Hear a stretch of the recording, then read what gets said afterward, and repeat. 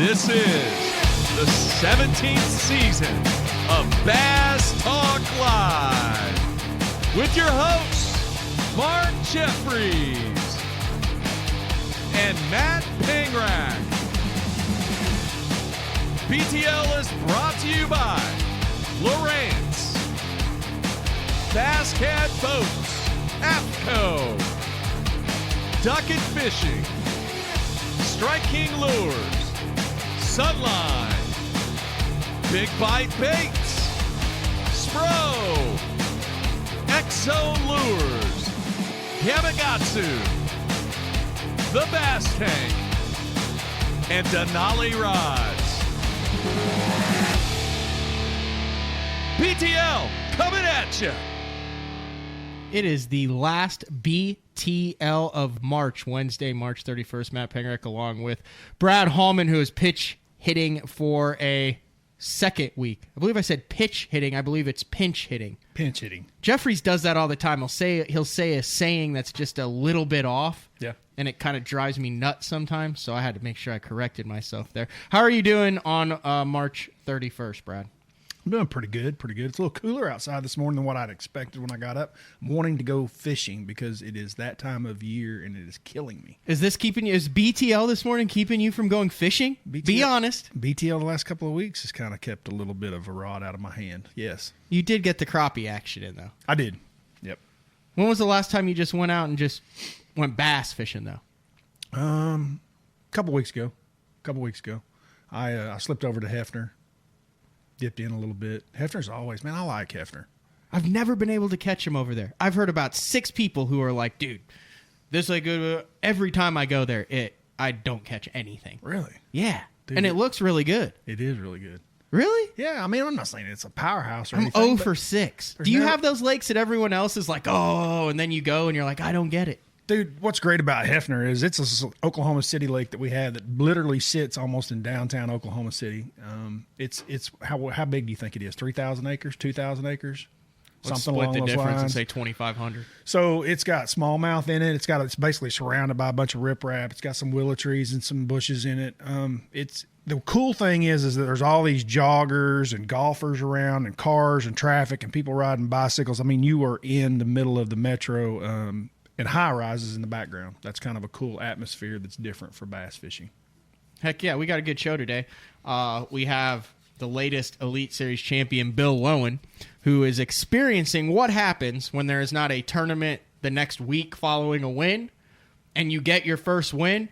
He's making the media rounds. Yeah, it's the best way to get it, man, where there's like not the next winner, the very next week. I was getting him dialed in and everything, and he's like, well, we did 2 or 3 of these yesterday, and I see he's got some more today. So you've been through that ringer before. Is it just crazy after you win a tour level event, all of the requests that you get for media?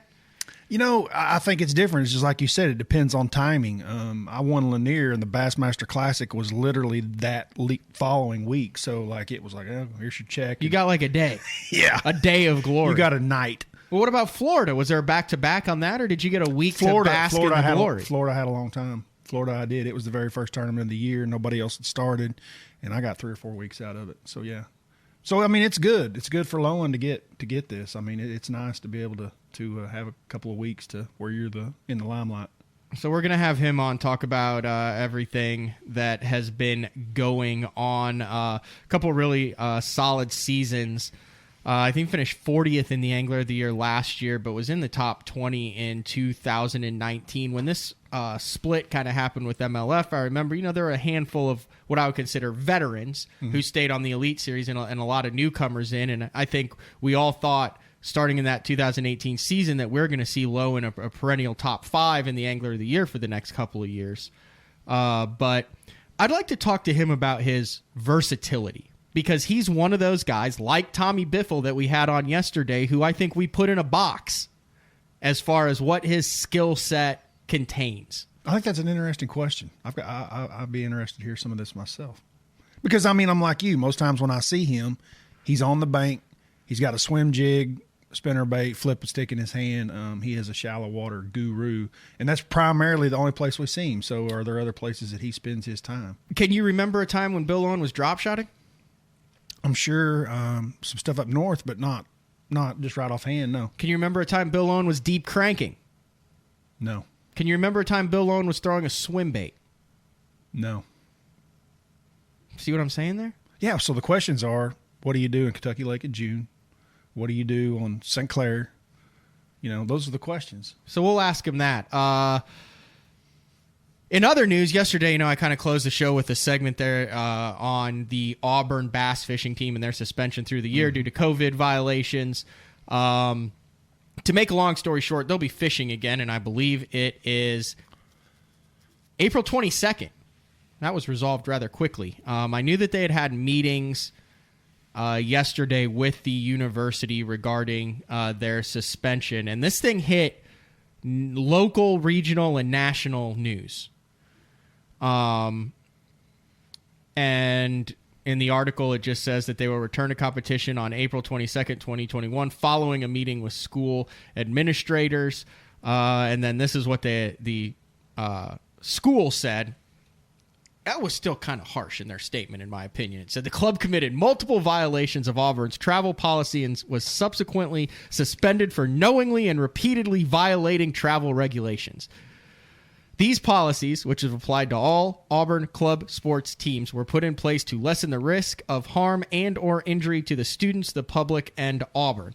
Auburn administrators have provided no details about the violations, which we kind of went over what they were yesterday, whether they were intentional or unintentional. And then Logan Parks, who I've talked to a number of professional anglers and people in the industry, he's the president of the Auburn team. And I guess he's handled this really well. Like, really impressed some people that have gone above and beyond because of the responsibility that he's taken and how he has handled this situation, both on like a personal and a professional level. So then his statement: I am thankful that Auburn University and its administration were willing to listen to us and consider all the facts with an open mind. We have reached an agreement, and most importantly, the Auburn team is excited about being able to resume representing Auburn University as we pursue another national championship. That is awesome. Okie State, take note. Yeah, so I mentioned Oklahoma State yesterday, and they're in a very similar situation. And I got a call from one of the guys. They're actually, last night, I was talking to them for about an hour. They're on the phone. Or on the phone. I talked to him on the phone. Yeah, but imagine that. They're suspended for 2 years, and that suspension started last August. And there's just a lot of weird stuff behind the scenes. It's a very similar situation to what happened to Auburn. Right. They competed in a MLF collegiate event in Oklahoma during the summer. And this would have been last August or last summer. So they said, yeah, we'd been through the COVID violations. The tournaments had been rescheduled. We followed their COVID protocols.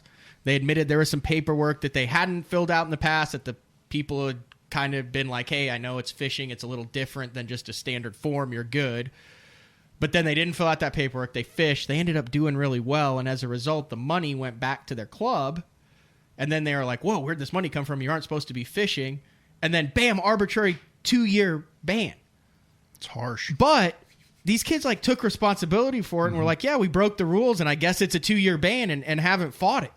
But there's a couple guys in that club who are upperclassmen who are graduating. There were 35 guys in that club that are now suspended, and they're like, man, we really want to see this club left in good hands. We have a lot of distinguished alumni. This club, we used to have like a big Oklahoma tournament between all the different schools in Oklahoma, and they're like, we just want to know that this club is going to be okay when we leave and move on. So hopefully they will explore some avenues to possibly reduce their ban, their 2-year ban. I mean, they're already almost a year into it and have just taken their medicine. Yeah. It was highly impressive talking to those kids who, no malicious intent, we're going to fish anyway. It was just a complete misunderstanding, which ignorance is not a, what is that saying? There's another saying like that. Ignorance is not a excuse of the law or something along those lines. It was catchier than that, but I understand what you're saying. Yeah. So hopefully there's someone, if you're a lawyer who graduated from OSU and likes to bass fish, maybe you can get these guys reinstated. Yeah, it sounds like they need a little bit of help in their corner. Like you say, I mean, they've already sit out almost a year as it is, and I know those kids were a little bit felt embarrassed about it and just kind of shell-shocked by it and thought they would just take their medicine, but it seems pretty stern. But they, like us, said rules were rules, and, you know, they could use a little find the middle ground as well. They're a victim of their own success. I think the Auburn ruling would be something that they could use and help them in their favor as well. And the fact that this tournament was an interstate tournament, not an intrastate tournament, where they stayed in Oklahoma. Yeah. So, in other news, pretty much right at the end of the show yesterday, Bass announced via a press release that for the fourth time, I believe the fourth time in Bassmaster Classic history, yes, 2008, 2015, 2018, and now March 4th through 6th, 2022, the Bassmaster Classic will be on Lake Hartwell. Yeah, I saw that yesterday where they brought out a couple of guys, and that was a different announcement, wasn't it? I mean, as far as like the timing and when you do it, I mean, at one point it was during the Classic. How has that changed through time? I think there's a number of factors here. So I think sometimes they would announce the next year's Classic at the Classic the year before, but that kind of takes the shine off of the Visitors Bureau of the Classic where they're at. That's being like having dinner at a friend's house, and all you're talking about is the steak you're going to have at the other friend's house the next night. The next year. Yeah, like that gets a little interesting. Yeah, I can see that. Then they've done it at ICAST. The problem with that is it kind of gets buried with all of the press releases that come out at ICAST. Yep. And then you also run into, you've got other leagues that are scheduling. And you have some I thought about that. people that know what's going on at other organizations, and whether it's intentional or not. Yeah, I know. Somehow we end up on top of each other. Yes. So I think as soon as you get it done, as soon as you get slow, you get that date out there. Yeah. So I think that's why on March 30th, 2021, we have the announcement almost exactly a year ahead of the fourth Bassmaster Classic on Hartwell. What do you think? We've seen Grand a bunch of times. We've seen a number of these fisheries that they've gone back to since 2008. This will be the fourth time that it's been on Hartwell. This is one thing that really crosses my mind. Right when I saw Hartwell, the guys over there that run that Chamber of Commerce and all the people involved in bringing tournaments there are extremely active, extremely involved in the sport of bass fishing. We have all this talk, right, about growing the sport, and different ways to do it. I've heard you talk about it. You complain about some aspects of it. To me, the finance side of it, with chambers such as the ones at Hartwell that are so active to bring clubs in, to bring in tournaments such as the Bassmaster Classic, Grove, Tulsa falls in that same category, extremely proactive. What is it going to take for us to make other cities and other areas realize that it could be that valuable to them, right? I mean, if they see value in it, there's value, right? Yeah. So why as you follow Oklahoma, never even had a... Well, infrastructure, first of all. I mean, go look at Hartwell. You're 30 minutes I'm not from talking about a Bassmaster Classic. I'm just talking about something besides a BFL. Yeah, they don't have the You got infrastructure. 110,000 acre pond. Where's the green pond landing on Eufaula? There's not. You got two. The infrastructure's in McAllister. I'm just using it as an example. I understand. I totally There are agree. many places in this country that we do not go to, do not see, do not talk about, that those chambers are missing out on potential. If they started dollars. going to Eufaula in Oklahoma, and I've told a number of guys this, it would be, I believe, Lake Eufaula in Oklahoma is one of the top 5 tournament lakes in the country. As far as its diversity, its size, as big as it fishes, the things that you can do. Bill Lowen can run up a river and flip, and Chris Zaldain can go throw a mag draft in 8 foot of water, and Hank Cherry can skip a swim jig in 3 foot of visibility. And they all can come in with 20 pounds. There are many places just like it. Watts Bar in East Tennessee. I mean, I'm just throwing some things out there. That is a massive lake that you do not see professional circuits or primary, even regional levels stuff. I agree. But here's the thing that I do not mind about Hartwell. It's been wildly different the way this tournament has been won all 3 times that they've been there. Think about it. 2008, Alton Jones fishing the guts, that underwater timber with that kind of homemade mop jig, dragging it real slow. Yep. 2015, Casey Ashley, schooling fish, underspin, fluke. 2018, Jordan Lee, a variety of different tactics, wacky worm, docks as the fish are moving up. If you're going to have one on a fishery, those are 3 wildly different patterns that are in the same time of the year. Who knows what the heck's going to happen in 2022 there? At least it's not this is the one thing that you have to do to win this classic at the time of the year. Like on Grand, what are you going to do that time of the year? You're going to throw a jerkbait and you're going to throw a jig. Yeah. And depending on the weather, maybe a spinnerbait. But that's pretty much how it's going to be won. Would you not agree? That's how it has been won. No, I don't Clip agree. Pace and Edwin. And No, you can win it there, depending on time of year. I mean, right there where that is, it could be a crankbait bite. I mean, it could be a wigglewort win. It could be a chatterbait win. I mean, there are other ways to catch them. That's just what we've seen, and it's the same. Like, there are different ways to win, even at Grand that time of year. 100%. okay. I don't agree with your analogy. No, there. that's it's fair. very much like Hartwell. It could be won multiple ways. That's fair. Yeah, it could be. We got Bill Lowen. Bill's actually camping. I believe he said he was in Little Rock, Arkansas, and he had to hike a mountain or climb a hill or drive somewhere to be able to get cell service. So I don't want to leave him hanging too long. We actually have him in the queue, and we're going to bring Bill Lowen into the show. Now, Bill, do you have us? Can you hear us? Yes, I can. Can you hear me? We got you, Bill. Loud and clear. Awesome. You got Bradley? I'm sitting here listening to you guys. You guys are violent this morning.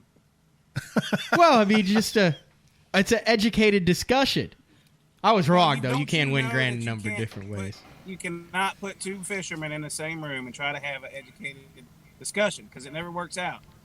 It's interesting we're talking about that Grand Classic. Remember, Bill almost won a Classic on Grand. See, there's another example. He was in the back of a creek. Was See? that the same black and blue jig that you caught that 8-pounder on that you were throwing, or were you pitching some sort of little plastic in that one? Nope. I was catching them on that same black and blue jig and a 4-inch tube, black neon tube.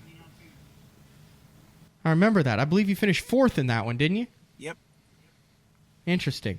Well, I'm sure. Is this your first interview since winning? Is this the first interview that you've done, Bill? Do we have to walk through how the interview process works now? Yeah. I mean, every interview I've ever done with you in the past, I had to pay you to have me on the show. That's not true. So, dude, you're like a week into this win. My first question is, what has it been like? It's been a long time. I mean, after the Derbies, you've had, I believe the stat was 9 top 5 finishes and 3 second-place finishes. But what is it like following your first-place finish? You know, I always knew it would be crazy when that time ever came, but I had no idea how truly involved it would be. I mean, since that happened a week ago, it's been wide open, nonstop interviews, driving to the top of the hill to get reception. But you know what? I'll take it. I've been so overwhelmed with all the support, and I guess finally realized how many true fans that I have, and I mean, you can't even describe it, man. It's been crazy. What was the reception from your fellow anglers? Obviously, you're respected. You've been doing this a long time and you have a lot of friends. But one of the things that I've always found interesting is the feedback that other anglers. There's some guys that are super competitive. Guys don't stick around and they're like, he won, I'll beat him next time. Dude, it seemed like everybody stuck around and was there and supporting you. Did you know that you had that kind of camaraderie within the group, or were you kind of blown away?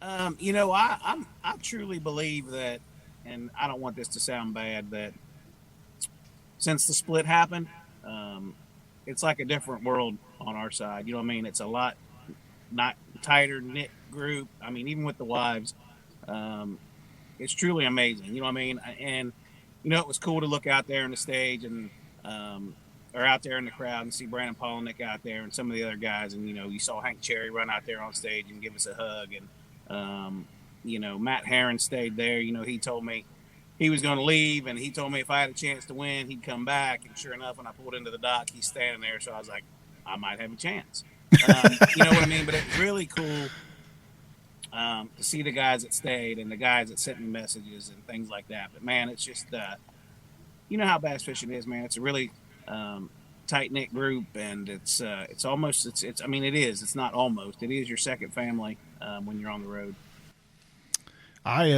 last week while y'all were fishing and it was going on, we were having our shows here. At the same time, some of the live broadcasts had been going on, and then I would leave the studio here and go home and watch. And by somewhere in the middle of day 2, man, I had a strong feeling about you, dude. I don't know what it was, but I was like, I think Lowen's it's going to be his week. And I came in the next morning and we were talking about it. And somewhere in day 3, I got a little concerned, when the water fluctuated and changed and the bite would change for you guys. I mean, you didn't get to witness it, but like the current guys, the guys that were just right out in it would blast them for a while. And then that kind of petered away. And then, the guys that were doing kind of more like what you were doing would pick back up. And day 3, I got a little worried. And then day 4, when it started and that big one, dude, did you think to yourself when that big one came in the boat on the last day, hey, this might just be my week? I'm gonna be honest with you. I truly never felt that. I truly never had that point in the day where I was like, man, you're gonna win this thing. All I knew is that when I rolled around my island that morning and everything was dry, that we were gonna have to start all over again. And I'll be honest with you, man, I had those 4 other keepers before I caught that big one, and I thought they were all 2.5 pounders. But now looking back on it, those fish were so short and so thick and so blowed up. I actually caught a fish on the first day of the event that was 15.5 inches long, and it weighed 3 pounds on my scale. Wow. But that didn't register with me. You know what I mean? All I knew is, dude, I got a 2.5 pounder, and I threw him in the box. And so I thought I had 3 2.5 pounders, and I knew I had a 2 pounder. And then I caught that 8.5. At that time, I had no idea how big it was. You hear me screaming, it's somewhere between 7 and 10 pounds, which is pretty accurate. But so I put that big fish in the live well, and I put my 2 pounder in there with him, dude. And he looked like a dang little swim bait beside him. You know what I mean? Yeah. And right at the end of the day, I caught a legitimate 3 pounder. And when I went through my live well to see, make sure that was my smallest fish, that 2 pounder, I was like, man, these fish are a little better than I thought they were. I may have a little more than we had, but like I said, I never truly had that feeling. I always, you know how it is. You always feel like you need one more 4-pound bite to make it happen. I didn't get it. Mm-hmm. So I guess I got that feeling when I idled into the dock, you got all these emotions going on, and my camera guy's behind me, and he's like, man, what's it feel like to have your family waiting on the dock for you? And I just lost it. I couldn't answer his question, and that's probably the answer he was looking for. But what I'm getting at here is I could tell that my whole family had been crying all afternoon, bawling their eyes out. So I was like, man, this must be really close. And then, like I said, Matt Herron was standing there, and I'm like, uh-oh, now I got 2 signs that it might be close. But I truly still didn't have any idea how much weight I had because, I had that big fish, and she was so long we didn't want to put them in one bag together. So we put them in separate bags. So I had 4 in one bag and 1 in the other. And I truly never got to feel the weight of my sack until just before I went up on stage. They combined all my fish into the same bag. And you know how you fishermen are, man. I had to roll the bag up, dunk it in the water, and lift it up to see what I had. And I thought, oh, my gosh, this feels like 20 pounds to me. We all did the math backstage. We knew I needed 18.2. And when I lifted that bag up, I thought I was going to be the first angler to ever puke in a weighing tank. Brock Mosley had to be like, dude, I got a chance of this. And here comes Bill Lowen with 2 weigh-in bags on the final day. That's never a good sign if you're trying to track someone down, the 2 weigh-in bags on the final day.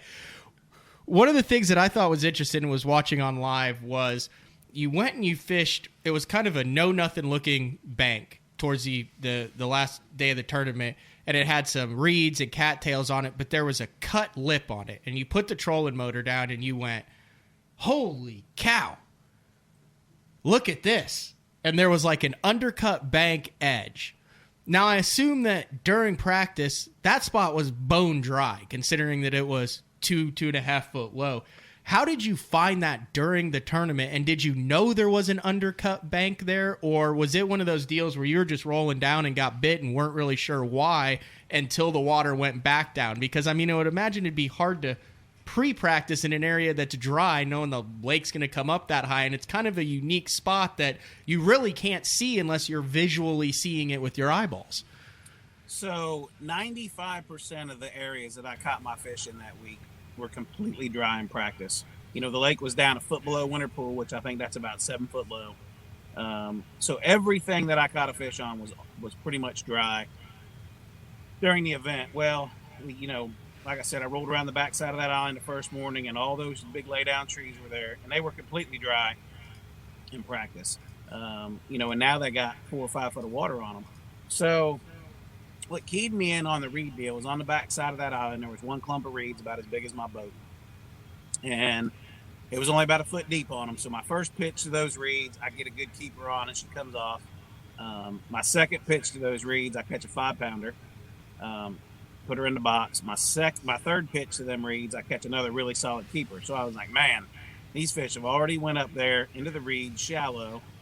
Some of them have bloody tails, so I'm just assuming they're getting ready to try to spawn. So after I got done with my island deal, I literally just started running pockets that had reeds in them. You know, I hadn't done that in practice at all because they were dry. I mean, if you wanted to get to the reeds, you'd have had to park your boat, put your boots on, and walk all the way up there. The only thing in the reeds was frogs and birds. So I had no idea what pockets had reeds in them. Like I said, all I did was run 4 or 5 pockets that day with reeds in them, and I was very fortunate to get 2 really big bites flipping reeds. But on the third day, you know, you talk about that undercut bank and all that exact spot where you seen me. The only reason I went in there is because on the third day, I felt like everything was getting right. You know, the brim were showing up, the big gar were swimming around, and I had 2 big fish in there. The only 2 big bites I had all day.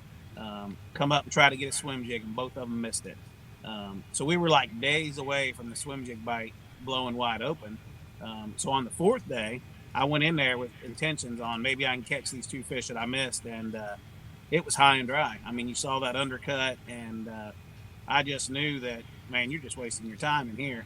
And my chase boat camera guy, the guy that was running the chase boat at the end of the event, he's like, man, how come you pulled into that pocket that looked so good, and you didn't even stay there but like 30 seconds? I said, well, look, man, the water's dropped, and I just felt in my gut that it wasn't right, so I bailed on it. You know, and I think the whole key here is, for me this week, I listened to my gut, I fished in my comfort zone, and I just feel like when you do that, man, you fish to the best of your ability, and I couldn't ask for it to turn out any better than it did. Well, that kind of leads us into the next thing, because he said he fished with his gut and stayed in his comfort zone. Brad and I were having a little bit of a discussion before we brought you in, and I said, Brad, you ever seen like Bill Lowen throw like a drop shot or anything? And Brad was like, I said, I'm sure he has. I mean, when we go up north, I mean, I'm sure he's had it in his hand, but I just don't recall the situation. The swim jig, like, dude, you have carried that your entire life. Like, that is so awesome. I mean, I remember 2006 Sam Rayburn second tournament out of your gate, dude, and you were like whooping on him at Sam Rayburn as a rookie, 2 tournaments in, swim jig 101, and you're still carrying it today, dude. That's awesome. Now, here's the thing, and do not take this the wrong way, Bill, but I've seen the swim jig that you use. Guys have been like, oh, Bill gave me this swim jig, and I'm like, let me see it.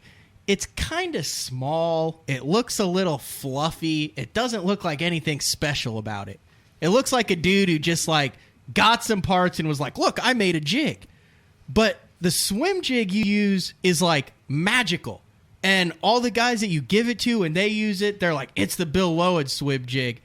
And I look at it and I'm like, I don't get it. What's so special about Bill Lowen's swim jig? And I say the same thing about Tom Monsour's swim jig. It's like kind of ugly. It's not super pretty. It's really basic. What's so special about your swim jig? Why do all the guys want it? See, dude, I told you were being violent this morning. Do you not agree, though? I mean, dude, you could get the swim jig with the eyeballs and the painted and the screw-in locks and like all these sparkly things, and you're just like straight paint, white, light, fluffy. Let's go get it. You know, so I got truly like 3 swim jigs that I use. Okay, I got my Signature Series one from Lure Parts Online. Then we have a backstroke swim jig, which is the very first true swim jig I ever threw back in the day. And now we have a new Super Stroke swim jig, which is basically the same head design, just fancied up for guys like you that like all the sparkles and the eyes and the screw locks and the keepers.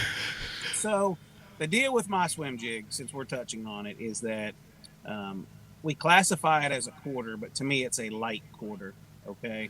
And that's the key, okay? I want a swim jig, and a lot of guys throw a 3/8 out swim jig. Some guys throw a half.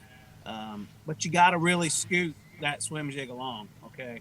I want to float that or hover that or shake that swim jig as slow as I possibly can to keep it around whatever type cover I'm fishing, whether that be reeds or stumps or bushes. I feel like the longer you can keep that swim jig there, the better off you're going to be. So, like, the perfect combination would be my swim jig with like a Strike King Rage Crawl, something that's got big flappy kicky legs. It'll slow it down. And it lets you keep that jig there as long as you possibly can.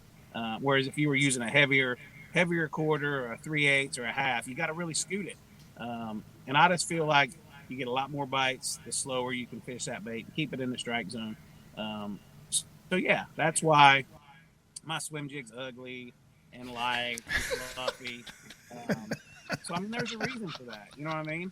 That's why I asked the question. I mean, if you get The guys went over $1 million. It's a valid question. If you get in a sports car, you want to go fast, right?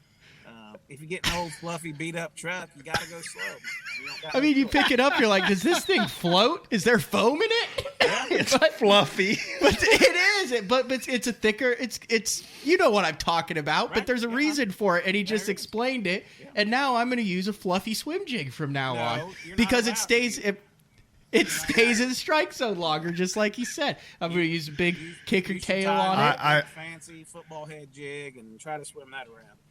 I totally get where Bill's coming from when he talks about the fancy with the sparkles and the eyeballs and the screw lock. Because, I'm like 5/8. Because none of that really matters when it comes to a bait and a technique and it actually catching fish. It's, those things are really there for catching fish. Maybe the screw lock, maybe if it keeps your, but I totally get where you're coming from on that. Think about the good swim jig guys. They're totally different, though, because, I know guys different than Bill that like the half ounce because they like that speed. Right. But it's different parts of the country. But a lot of those swim jigs are basic. They're all about the hook, the bulk of the skirt, and the weight, and they like a solid color. Yeah. Like, there's not a bunch, like, what I would consider the best swim jig guys of the world are meat and potatoes with their offering. Would you not agree, Bill? I would 100% agree. To me, it's all about retrieve and speed and, once again, keeping it there as long as I can. But that's just kind of the way I've always been. Yeah, there's days when you got to scoot it and you may have to go up to a little heavier if I want to keep it down lower in the water column. But for me, day in and day out, man, I like to keep it up there high where I can see it. And it's hard to do that with a heavy jig. All right, we kind of got sidetracked, but the question was, I don't ever remember you deep cranking. I don't ever remember you throwing a swim bait. There's just a number of basic things that everyone does, and Brad and I were kind of racking our heads like, when was the last time you've done that type of stuff, or do you literally live in your comfort zone? Because I was going back to the tournaments and I was like, no, shallow. Do you stay in your wheelhouse all the time? Is his question. All through practice? I try everywhere I go to make my style fit the lake, whether that be running all the way up the river or fishing shallow. I will go out there and fish offshore when I feel like there's no way that you can have a shot up shallow, and I'm really comfortable out there fishing deep with a big worm or a spoon or a football head jig, something like that, When we go up north, I got to go offshore and fish a drop shot and things like that. And you'll love this. In my career, since I've started, I've weighted one bass on a deep diving plug. Wow. On a 6XD. And I don't even know if we can count this as a big plug fish because I caught it off the corner of a causeway on a riprap. So I don't even know if that counts, but I've weighted one fish on a big plug. Now when I say big plug, I'm talking about 5XD or bigger. So yeah, man, when I tie that big plug on, and it's just because of where I grew up fishing, I don't even feel like I'm going to hit the water when I throw it out there.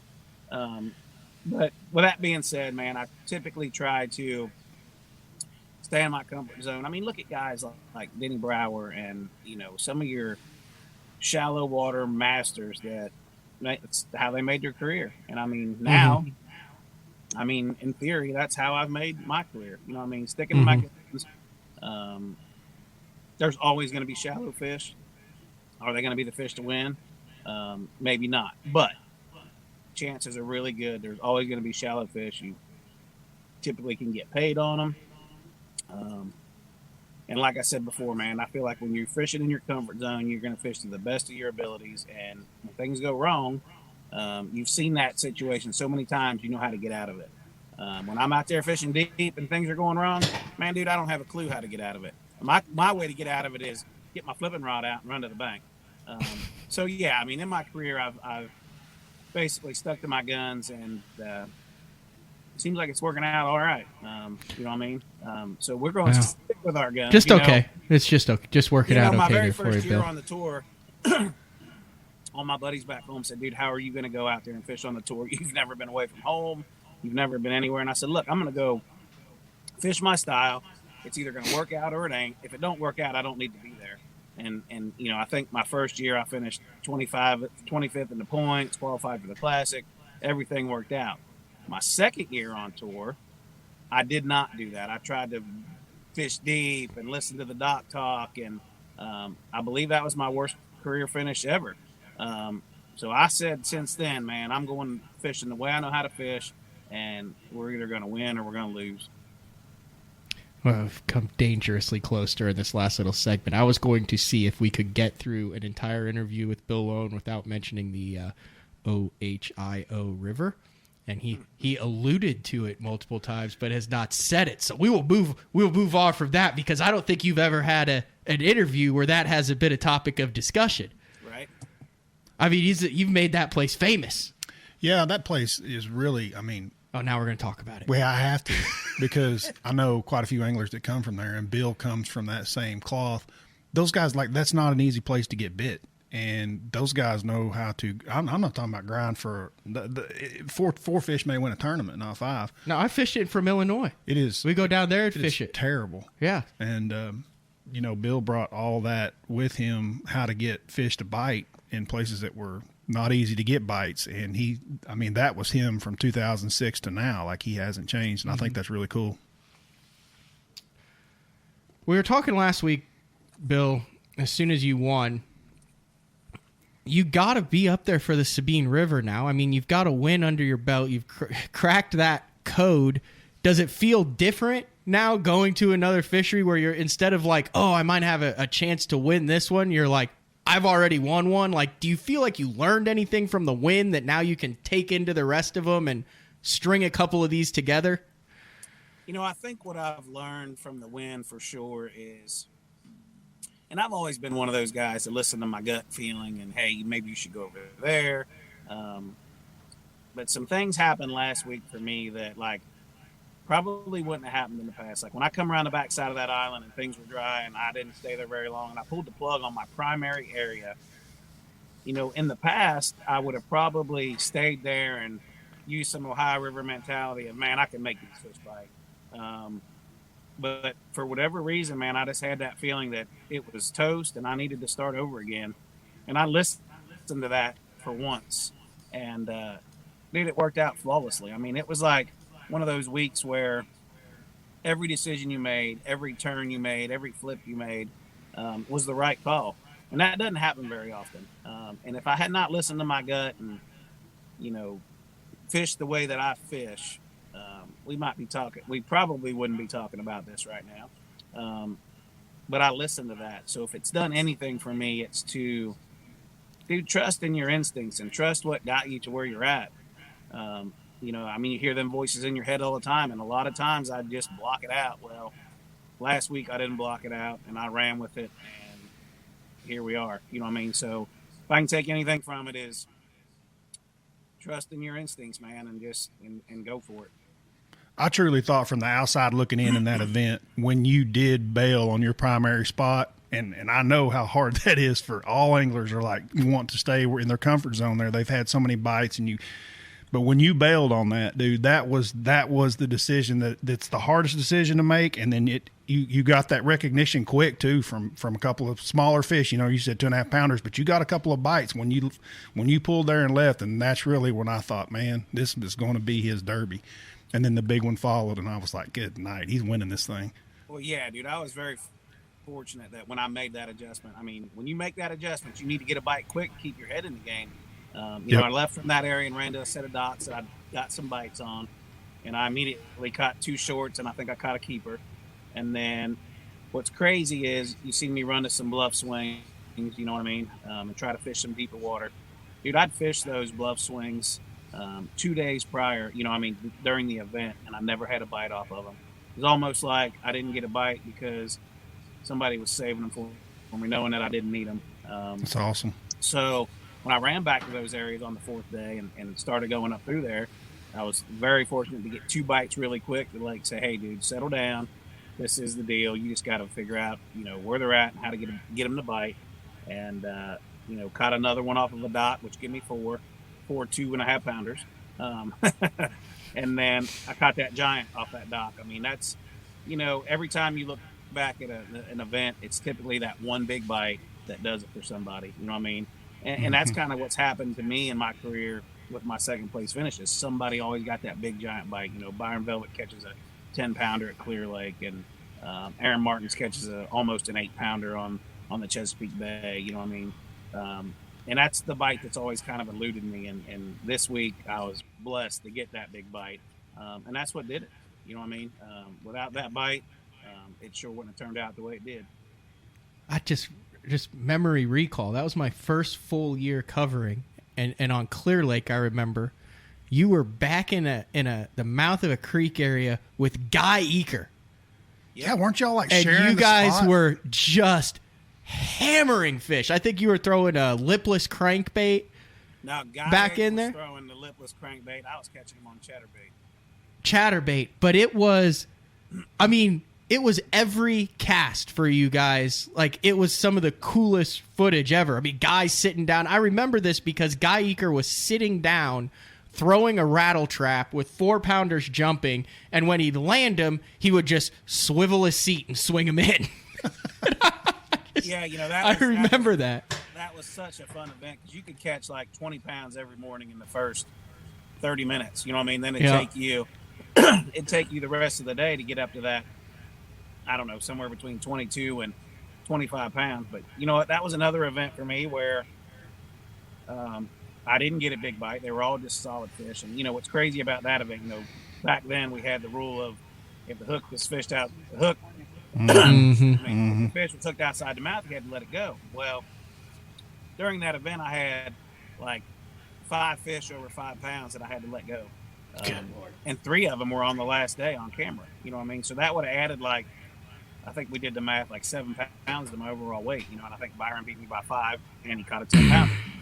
So yeah, it's just hard. crazy to think back on all the little things and, you know, how important one bite is. And I think as anglers, we don't truly realize how important one bite can be.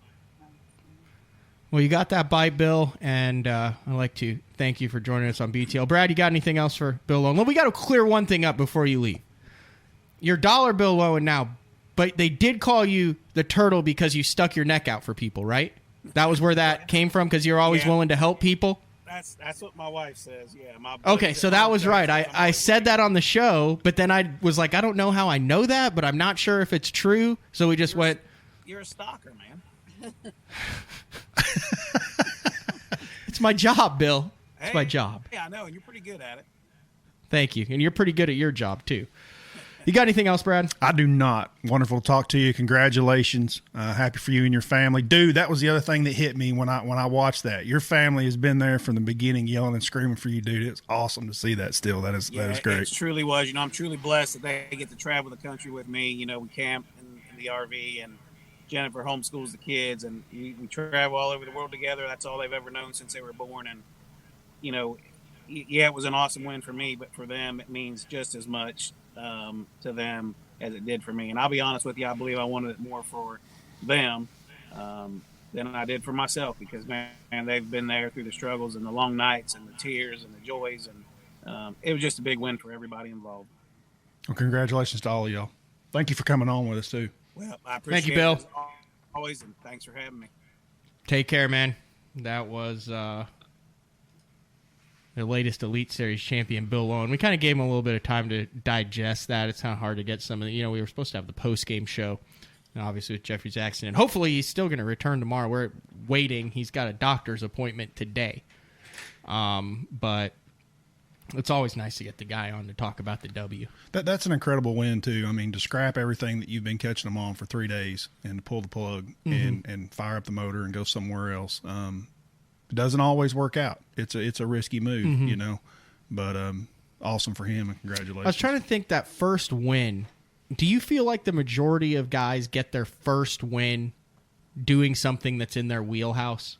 And you would have to go back and look, but you know how there's tournaments. If you look at what Gussie was doing, that was in his wheelhouse when he won that. You look at what Bill Lowen's doing, that was in his wheelhouse when he won that. I don't know. I mean, Brian Newitt obviously won in Florida before, so he was very familiar doing that. But that first win, is it easier to get, in your opinion, with a rod that you're very comfortable with the technique that you've honed for 15 or 20 years, as opposed to what you're supposed to be doing on that fishery that time of year? Yeah, it's probably always techniques that guys are familiar with. With Lowen's, Lowen's win is from years of experience. That's what it takes to pull the plug on something like that, and to know when to pull the plug and then make the right decision of where to go to.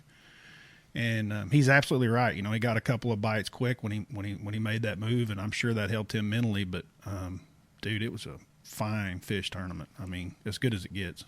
Heck yeah, we're going to take a break, and then when we come back, talk a little bit about the road trip that we're fixing to be on. I want to talk about getting ready for multiple tournaments in back-to-back-to-back weeks, whether it's club tournaments, whether it's traveling consistently there, because I feel like there is an art in that. There's a lot of preparation and planning.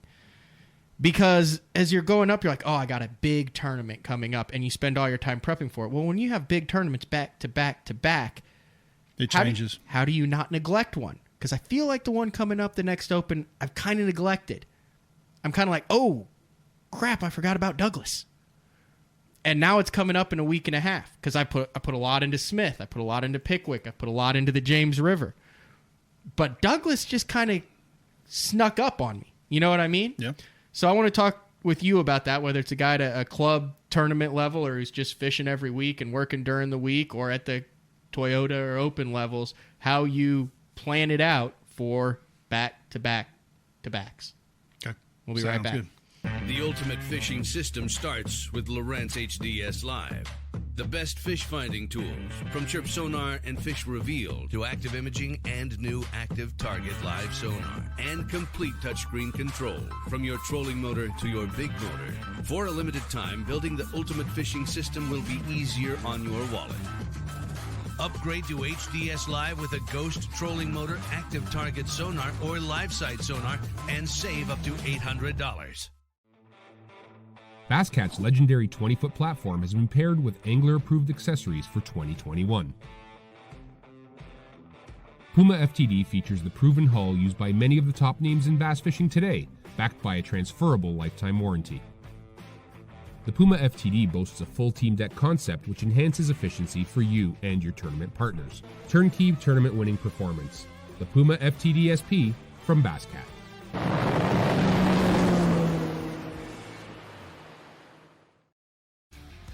Let's face it, fishing electronics are no longer an afterthought. They've become a necessity. And at the Bass Tank, our experts match you with the right electronics, provide professional installation, and educate you to help maximize your catching results while providing support along the way. Because let's be honest, it's about catching, not just fishing. And when you're ready for better results, join the Bass Tank team. Visit us today on Facebook or go to thebasstank.com.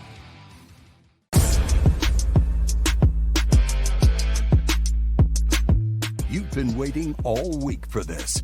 And Sunline wants to make sure you're ready for it with bulk spools of all your favorite fishing lines. Oh, it's so fun.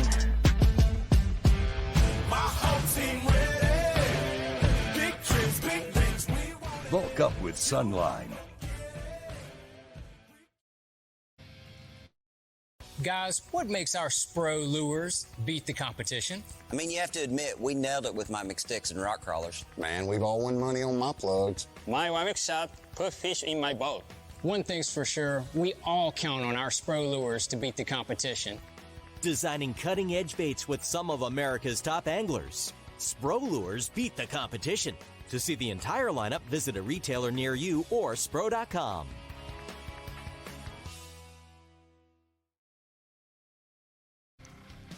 Pro-inspired, pro-designed. Tested and proven by legends on the water. Dominating the tournament trail for over 50 years.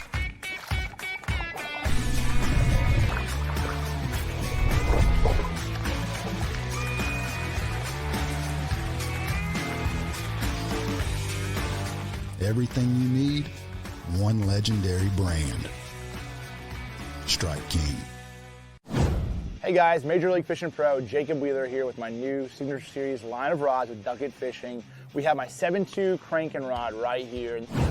Crankbaits can be very fickle, and having the right, having a lot of tip can be too much, and having not enough tip can, lose a lot of fish. So you really got to be careful. If there's one or two techniques that I'm really adamant about having the perfect action as a crankbait, especially like a square bill, a DT6, those medium running crankbaits in the springtime when those fish's mouth are pretty tough. That's when I'm really on top of having my actions just perfect.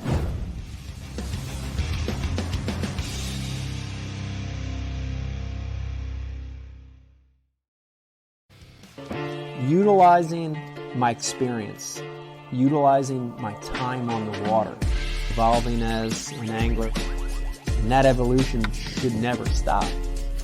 You have to do it every day.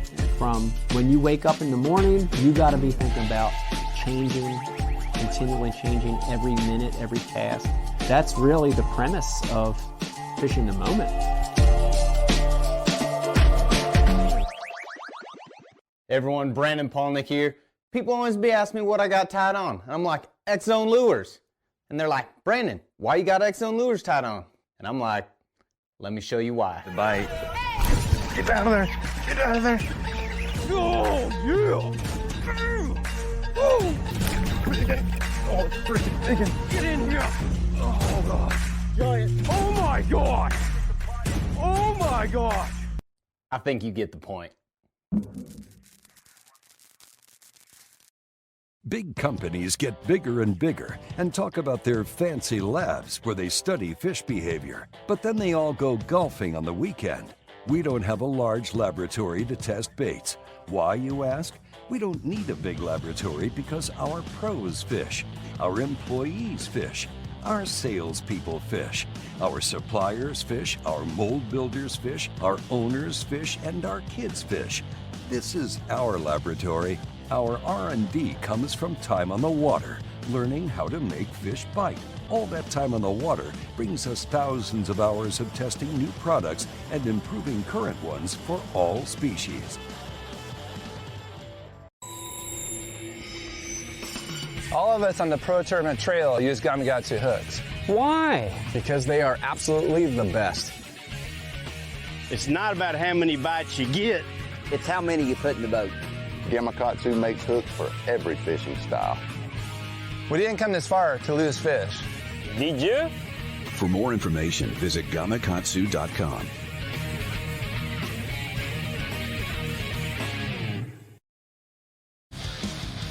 We're back for the final segment of Bass Talk Live on a Wednesday. Just talked with Dollar Bill Lowen after his first win on Pickwick. And Brad, you don't think I offended the man with my description of his swim jig, did you? No, I do not. I think that he's heard that many times before, and you just got the political answer. I mean, I called it fluffy. It and is ugly. Did you call it ugly? I think you did. I think you did call it ugly. I think I might have. I might have to go back. And I said it was unimpressive and that it didn't look good and it was too light and it was a single color and was not fancy. He's made a lot of money on that thing. But I said that all, I guess, as a compliment because of how much money and how much damage he has done with that thing in his hands. I've been in the boat with other guys. Like I said, other guys who are like, Bill gave me 3 of these. Yeah. And they're like, do you want to see them? And I'm like, yes. And they pull it out, and I was underwhelmed. But they were overwhelmed with the beauty and simplicity. Now, like you said, I guess they've got a fancy one now. He's got a signature series out there. And I'm sure the fancy one works just as good as the plain one. Mm-hmm. But I get the whole idea of the flutter and staying in the strike zone longer and keeping it in their face longer and going slower. I do totally agree with him. Does he win another one this year? It is very possible. Because then that wheel starts turning. Things going his way. He's got the momentum. We all know how big momentum is in this sport. And he has got it going his direction for sure. All right. So this is an issue that I'm running into now that I'm stacking tournaments on top of each other. And I feel like there's other guys who have this issue. I see some guys on the instant feedback who are saying, hey, I'm neglecting Table Rock because I've got another tournament this week. Yep. You've been doing this a little while. How long have you been doing this? 20 years? I started with Lowen. We were both rookies in 06 on the Elite Series. So 15 years, but you had a little bit of a hiatus. I had a gap in the middle. Over a decade. Yeah. How do you stack tournaments together without neglecting some of the tournaments as far as prep, especially when they're tournaments where there's a lot of money on the line, there's points on the line, and it's not just a jackpot deal where it's like, we'll just go see if we catch it, and if we don't, I'm really focused on Grand next week, not the Fort Gibson this week. When you have to catch them every week, how do you prepare? You want to make sure your truck's packed with all of the necessities, because when you go from somewhere that's a grass lake that requires, those are the hardest turnarounds. If you go from somewhere that's just a grass place to a rock hole, because the grass is going to have a lot of braided line, that type of stuff, where when you get to the rock, all that stuff that you had tied on the grass is not going to work on this lake here. The guys that do the best, so this is something that you see with older guys, more experienced, they handle that grind, that travel better. There's a lot to be said about what Lowen was just talking about, fishing in the moment, listening to your gut. And if you want to fish that way and fish at that level, you don't want to look too far ahead, right? Especially this time of year, because you start looking at a Pickwick or a Smith. It can flood the week that you're at this tournament. You did all this pre-planning for this one, and you spent all this time thinking about it, and now it's totally different. You know what I mean? Mm-hmm. It's going to change for the week that you're somewhere else. The guys that do the best seem to be the ones that really just kind of settle in. There's a lot to being said about fishing every day, and you just kind of get in a groove. You kind of find a little something that fits you, and you ride it out, and then you have a good finish this week. You get in your truck. You've had a good tournament. You go to the next one. You kind of just slip your boat down the boat ramp, slide right back into what you were doing, possibly, on the lake that you just came from. If not, you just find something that kind of suits you, and it takes off, and you end up walking out of there with another good tournament. And possibly, if you can roll 2, then it's pretty easy to roll 3. So am I putting way too much thought into this? Like, when I was at Smith, like I said, I was already working on the James River and what I want to do the rest of the year. Have you even thought about Douglas when Smith was still on, or were you just like, let's go get Smith and we'll worry about Douglas when it gets here? I've never been on Douglas, okay, and I have been on Smith. I've never been on Douglas, but I know some things about Douglas that I already just know. Okay. And there are also some things that I'm thinking about Douglas, and quite frankly, just with the time of year and the type of reservoir that it is, how I could possibly just roll over there and without having to do a whole lot of research and have some success. Some, not top 10, but just have a decent tournament. The problem I have with Douglas is I feel like a lot of guys with those boats that we've talked about before are going to be able to access parts of that river that the rest of us in fiberglass are not going to be able to access, and I think that's how it'll be won. Mm-hmm. And I feel like that going into it. And I just, I don't want to go borrow a P-row from somebody and show up. You just take your medicine and be the top finishing fiberglass guy. I just want to go over there with my boat and do the best I can do. Yep. So for the weekend, guys, and back when you fished weekend, would you do a lot of prep during the week for upcoming tournaments? Yeah, I mean, you definitely got to put your time in. This is one thing that I've noticed for me personally, okay? And this is not for everybody, but if I have 20 different rods rigged up, they don't have to be on the deck, just rigged and in my box, ready for a certain situation, a different type of bait, a different type of whatever, something that's just a change up from what I'm standing on the front deck throwing at the moment. If I have them tied on and ready to go, rigged the correct way, rods on the right action rods, the right line sizes, the things that would perform with that particular technique, I'm much more likely to open that rod box in practice and try more things in that area that I'm already in. But I find myself, if I don't do as much prep work, when I show up and I've got 6 rods on the deck, I find myself just running around trying to make those 6 rods work. And dude, it's scary. Sometimes you can run around for 3 days and you still got those same 6 rods on your deck and you really haven't had a lot of success. That really hits home because that's kind of what I did in Florida.